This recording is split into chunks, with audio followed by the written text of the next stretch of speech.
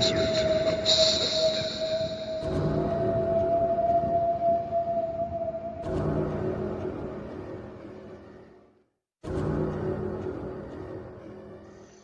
I'm G.B. Merriam. I write about life as a Setian in contemporary times, with random, long-winded detours into ancient history, classic monster movies, and all kinds of other fun stuff. Won't you join me for today's adventure?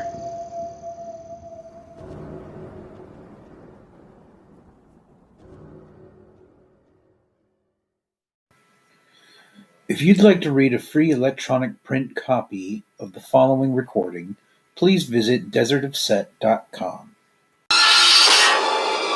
Halloween 3, Season of the Witch, the night no one comes home.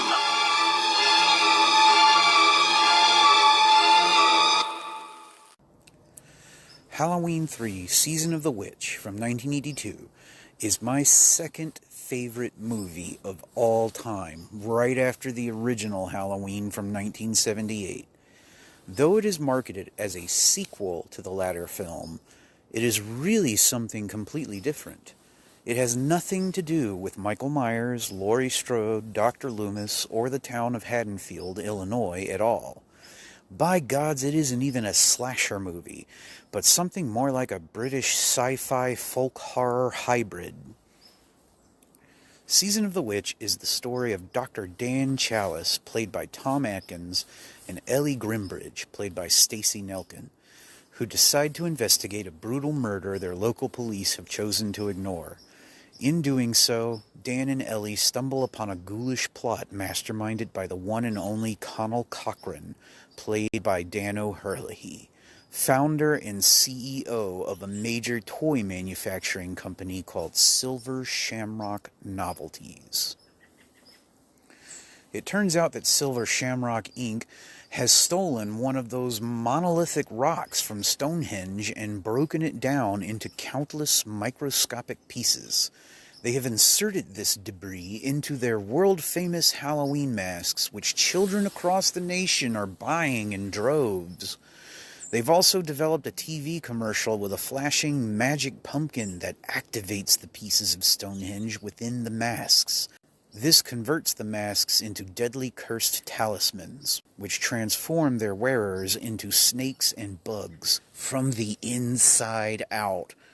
Even crazier, most of Silver Shamrock's employees appear to be killer androids with superhuman strength, and Cochran's entire conspiracy is somehow tied to the fact that the planets of our solar system are currently in alignment. You're probably wondering why Halloween 3 has nothing to do with any of the other Halloween movies.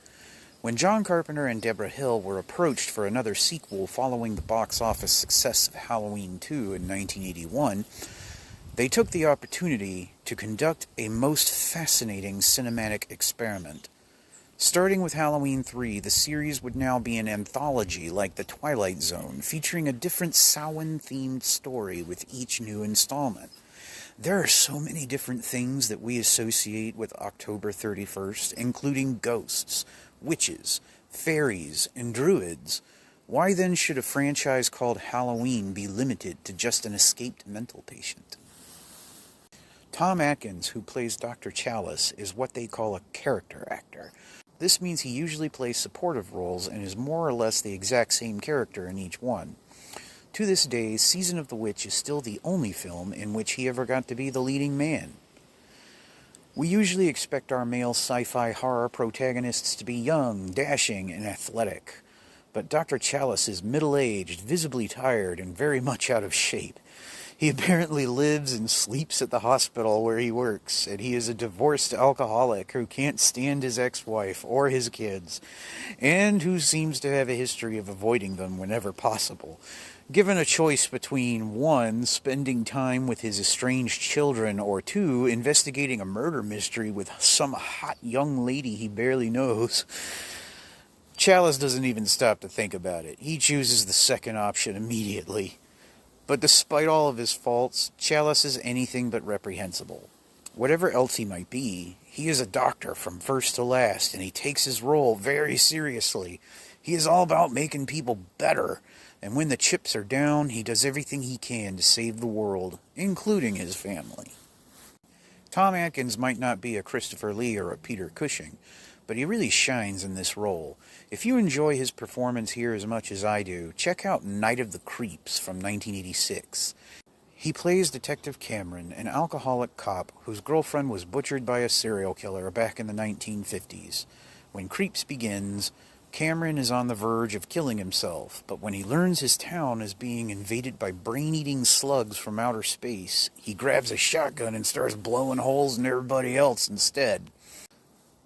Ellie Grimbridge, played by Stacey Nelkin, seems to prefer older men. She takes a liking to Dr. Chalice almost immediately, and as soon as they reach that motel in the mysterious little town of Santa Mira, where Silver Shamrock's headquarters is located, she is all over him.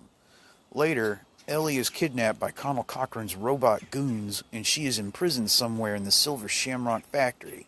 Chalice busts in to rescue her, getting himself captured in the process. Then he learns the truth about Cochran's dastardly scheme, escapes and finds Ellie, and torches the factory. Chalice and Ellie drive off into the night, trying to plan how they can stop that crazy Silver Shamrock commercial from playing on TV and causing the apocalypse. And that's when Ellie suddenly tries to kill Chalice, revealing herself to be a goddamn robot. Fans are divided as to whether Ellie is, 1, human for most of the film and replaced with a robot duplicate by Cochran during the final act, or 2, a robot the entire time. It makes no sense to me why Cochran would send a robot to seduce Chalice into investigating his own damn conspiracy, but the idea of not knowing you're sleeping with a killer robot is pretty disturbing. All I know for sure is this sequence scared the hell out of me really fucking badly when I first saw it as a kid. To think you've just rescued someone you care about, only to learn they've been replaced with a soulless imitation that wants to destroy you, that's grade A nightmare fuel for me right there. Stacey Nelkin was also cast to play the 6th Nexus 6 replicant in Ridley Scott's Blade Runner, which was released the same year as Halloween 3, 1982. Her part was cut from that film during principal photography due to budget cuts. Blade Runner fans will recall that in at least one version of the film, Captain Bryant recruits Deckard to track down 6 fugitive replicants, yet there are only 5 that are accounted for in the entire film. This is why. It's eerie to think that Nelkin was cast to play 2 murderous androids in 2 different films during the same year, huh? You don't really know much about Halloween. You thought no further than the strange custom of having your children wear masks and go out begging for candy. It was the start of the year in our old Celtic lands, and we'd be waiting. The barriers would be down, you see, between the real and the unreal. Halloween, the festival of Samhain. The last great one took place 3,000 years ago, and the hills ran red with the blood of animals and children. Now, Connell Cochran, Halloween 3's antagonist, is played by Dan O'Herlihy, an Irish actor of such stature that one wonders just how the fuck anyone convinced him to do this movie. Unlike Tom Atkins, O'Herlihy was used to acting in things like Macbeth from 1948, Robinson Crusoe from 1954, and Waterloo from 1970. He even went toe-to-toe against Marlon Brando at the Academy Awards once. Brando won, but O'Herlihy gave him a run for his money. Considering Halloween 3's budget, I highly doubt O'Herlihy was paid very much for his work here. So what the hell was it about Season of the Witch that made this legendary thespian say, All right, roll it. Deborah Hill once recounted that Dan O'Herlihy knew an awful lot about the true origins of Halloween. He told all kinds of folk stories about Samhain to the rest of the film's cast and crew. These stories were apparently so enthralling that everyone took to calling O'Herlihy Mr. Halloween. It's unfortunate that Hill couldn't recall any specifics from these conversations, but I can certainly imagine what they must have been like. After all, Halloween 3 is one of very few flicks ever made in which the word Samhain is pronounced correctly, and it is O'Herlihy himself who pronounces it in his native Gaelic tongue. I have a hunch that Dan O'Herlihy was primarily interested in Halloween 3 for its references to Irish culture. Considering the long list of films in which he has appeared, it's interesting to note that almost none of them have anything to do with Ireland, either culturally, historically, mythically, or otherwise. I sense this man was really proud of his heritage and that when his agent handed him the script to Halloween 3, he recognized the project as an opportunity to finally represent that heritage on screen somehow. An ancient sacrificial circle. Stonehenge. We had a time getting it here. You wouldn't believe how we did it. The original screenplay for Halloween 3 was written by Nigel Neal, creator of the British Quatermass films and TV serials. The first draft included a great deal more science fiction than the finished film does. Conal Cochran turns out to be some kind of demon or alien. He simply impersonates a human being with his mask manufacturing know-how. He also transports the monolith from Stonehenge to America by interdimensional means. And there is plenty more speculation as to what Stonehenge is actually made of, and why it becomes so volatile whenever the planets are aligned. More of Cochran's genocidal plan is explained as well. John Carpenter and director Tommy Lee Wallace both felt that some of this material wouldn't translate very well for American audiences, so they took turns rewriting the script to Americanize it a little. This led Nigel Neal to demand that his name be removed from the credits, but it seems to me that his original ideas are still present and mostly intact in the film. In 1979's The Quatermass Conclusion, Stonehenge and other prehistoric places are revealed to be landing sites for a hostile alien force. It is difficult to be sure without reading Neal's original script, but it seems plausible to me that Season of the Witch and The Quatermass Conclusion were meant to be thematically linked in some way. The Quatermass serials also had a direct influence on Doctor Who, which explores many similar ideas and themes. Perhaps it is no accident, then, that Conal Cochran resembles a classic Doctor Who villain like Davros, the Master, or even the Black Guardian. I can totally see him as an evil renegade Time Lord, disguised as an Irishman.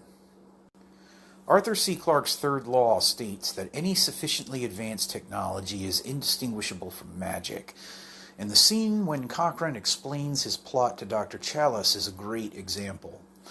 Advanced, he says, pointing to a room full of computers, and ancient technology, he finishes, pointing to the monolith he has stolen from Stonehenge.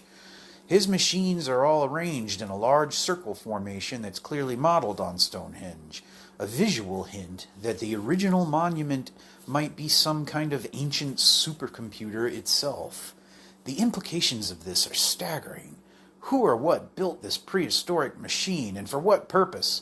Halloween 3 never answers these questions, but I suspect Cochran knows. And if just one piece of this supercomputer is sufficient to devastate the entire North American continent in one fell swoop, what the hell would happen if all of Stonehenge were suddenly switched on? At the end of the film, Conal Cochran is zapped by a big blue laser that shoots out from the stolen and newly reactivated Stonehenge monolith. When this happens, Cochran's features are momentarily distorted, as if his face were really just a mask. Then he vanishes into thin air, never to be seen again. Many viewers assume this to be Cochran's death scene, but I beg to differ.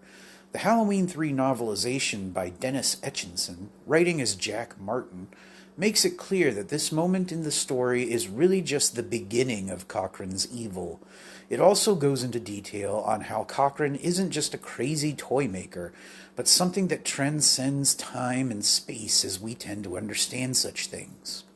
Here's a snippet from the novel in which Dr. Chalice considers Cochran's true cosmic nature. Cochran was nothing new, whatever his latest disguise. He and the dark forces he represented had been around in one form or another since the beginning of time. There was no good reason to believe something so ancient had really been destroyed in a blaze of fireworks in a small town on a cold autumn night. This year's dark venture was like a rerun on the Late Late Very Late Show, an endless loop reenacting the last reels of the same relentless stalking of the heart of the American dream.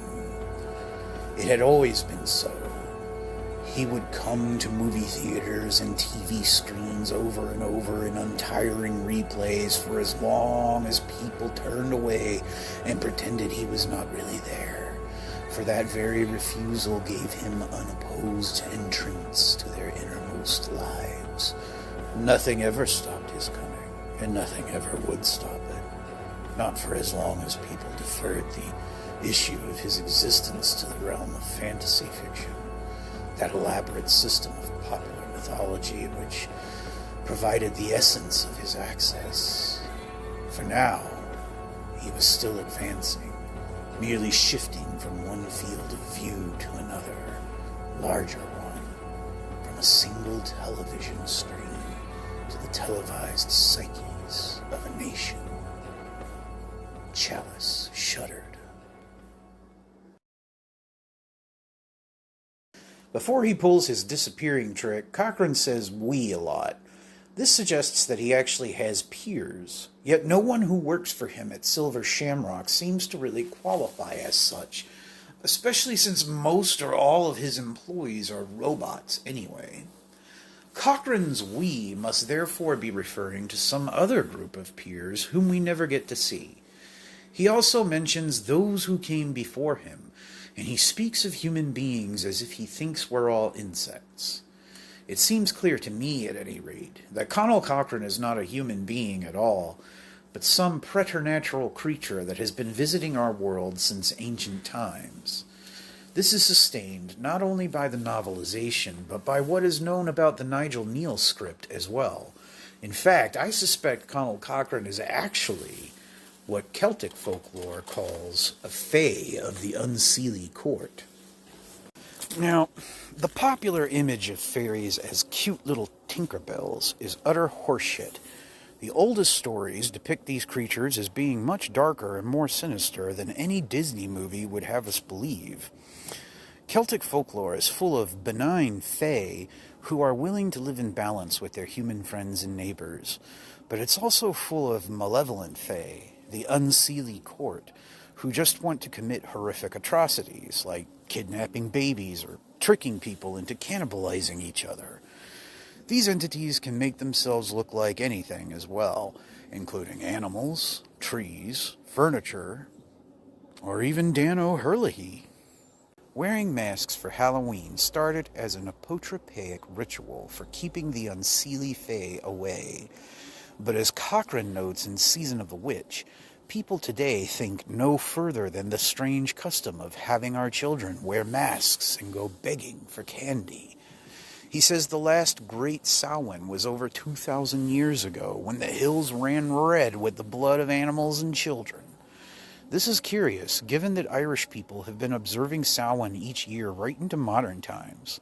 There is also a historical discrepancy in Cochrane's claim, since the first recorded literary references to Samhain date back to the 10th century CE, which was only 1,000 years ago. We know the Celts did not sacrifice children or animals like that either. So what is Cochrane really talking about here? If you ask me, Conal Cochrane was actually there in Ireland 2,000 years ago.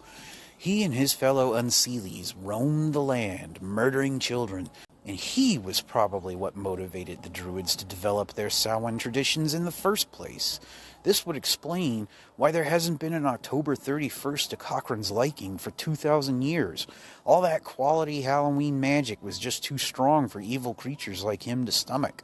But now that it's 1982 and Halloween has been completely trivialized, the magic is no longer effective. Now unseelie fae like Cochrane can intrude upon the mortal realm as much as they please, and they can even weaponize the things that once kept us safe, as Cochrane does with his deadly silver shamrock mask. While John Carpenter neither wrote nor directed Halloween 3 himself, he did score the music. His partner in crime on this task was Alan Howarth, a Hollywood sound designer who co-wrote most of Carpenter's 1980s film scores. Howarth also scored Halloween 4 in 1988, Halloween 5 in 1989, and Halloween 6 in 1995 by himself, weaving Carpenter's familiar 5/4 time piano melody into some truly impressive soundscapes of his own.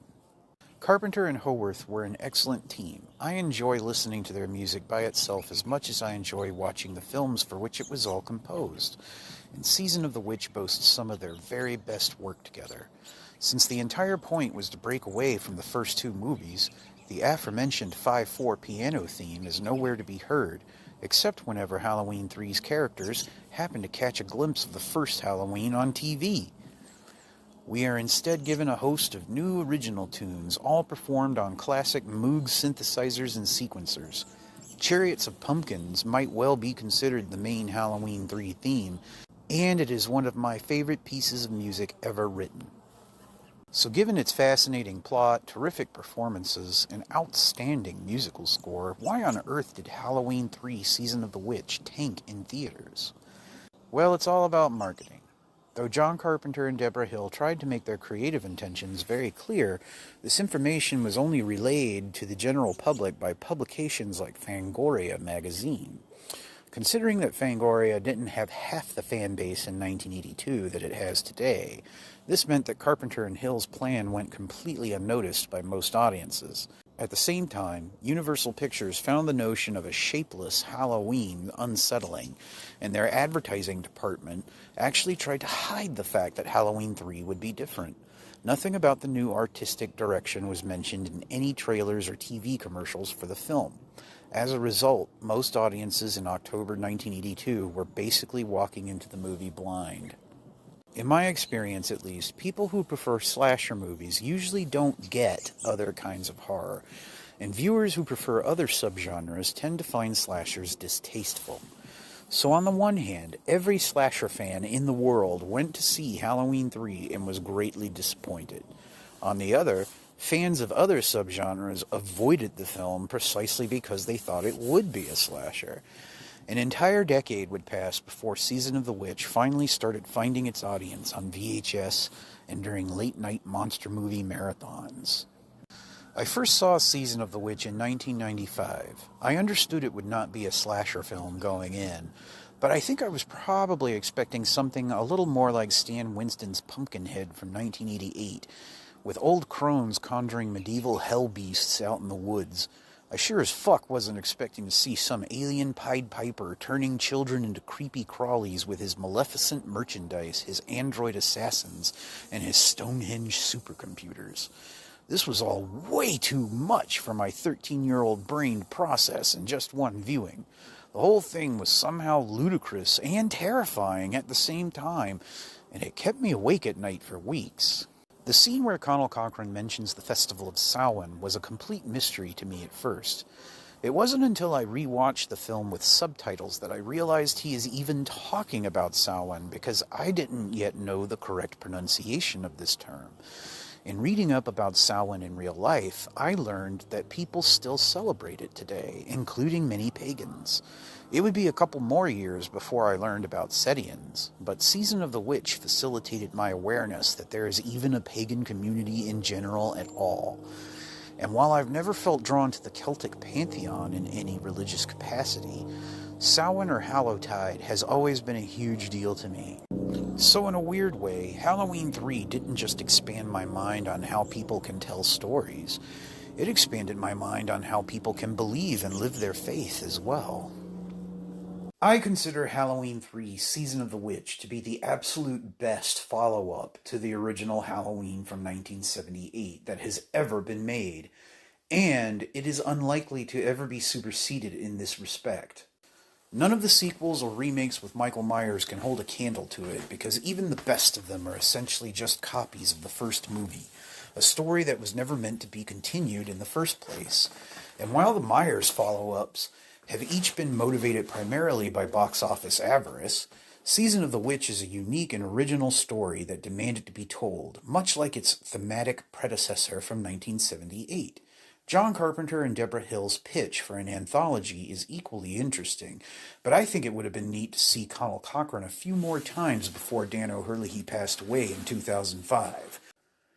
One reason I love the Halloween movies as much as I do is because this series features not one but two of the scariest horror movie supervillains I have ever seen. Only one of them visibly wears a mask and stalks people, stabbing them with kitchen utensils. The other one wears a much less obvious mask, a handsome human smile, and tricks people into purchasing their own deaths. The world's going to change tonight, Doctor. I'm glad you'll be able to watch it.